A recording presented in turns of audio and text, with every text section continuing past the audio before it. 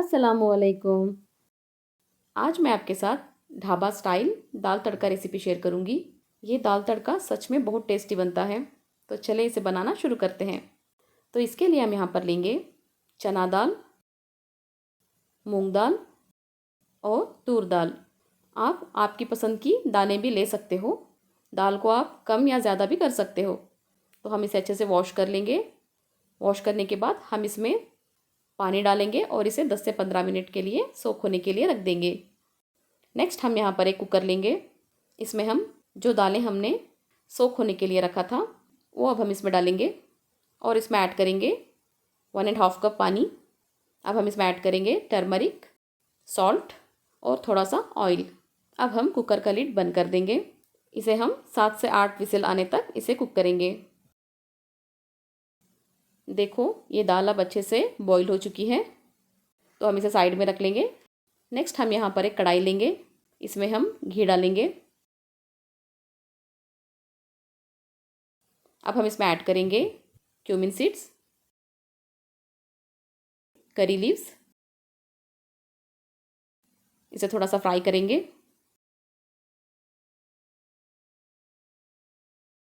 अब हम इसमें ऐड करेंगे रेड चिली। इसे भी हम थोड़ा सा फ्राई कर लेंगे। जिंजर, गार्लिक और ग्रीन चिली, इन तीनों चीज़ों को मैंने बारीक से चॉप कर लिया था।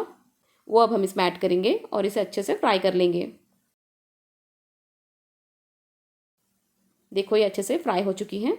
अब हम इसमें ऐड करेंगे चॉप्ड ऑनियन। इसे अच्छे से फ्राई कर लेंगे।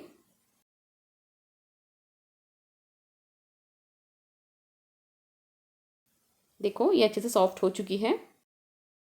अब हम इसमें ऐड करेंगे टोमेटो। आप इसे मिक्सी में थोड़ा दरदरा ग्राइंड कर लीजिए। इसे भी हम अच्छे से कुक कर लेंगे।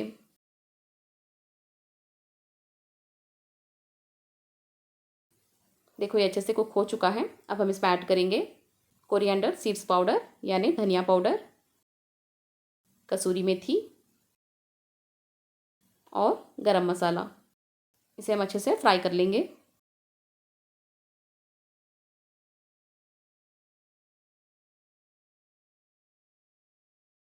देखो ये अच्छे से फ्राई हो चुका है। जो हमने दाल बॉईल करके रखा था वो अब हम इसमें ऐड करेंगे और इसे अच्छे से मिक्स कर लेंगे।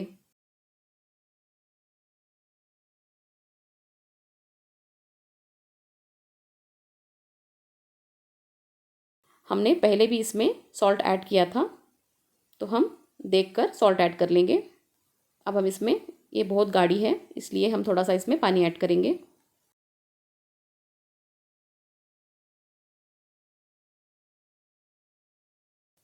अब हम इसे ढककर 10 से 15 मिनट तक लो फ्लेम पर कुक कर लेंगे।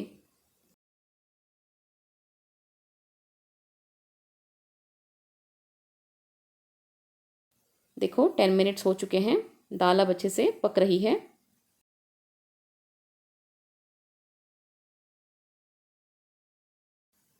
अब हम इसके लिए तड़का तैयार करेंगे। तो तड़के के लिए हम यहाँ पर एक तड़का पैन लेंगे। इसमें हम बटर डालेंगे।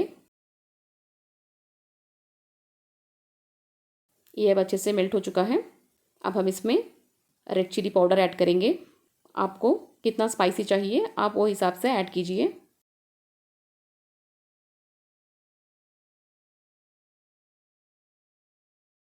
अब ये तड़का हम दाल में ऐड कर देंगे।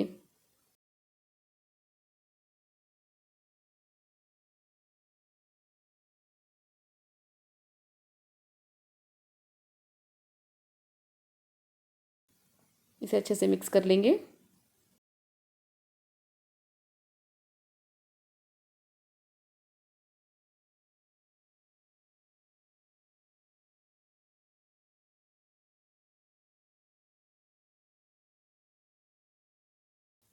ऊपर से हम धनिया पत्ती डालेंगे।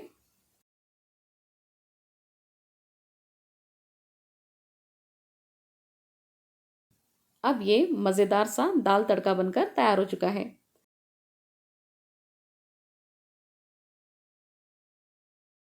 ये सच में बहुत टेस्टी रेसिपी है। आप इसे ज़रूर से ट्राई कीजिए।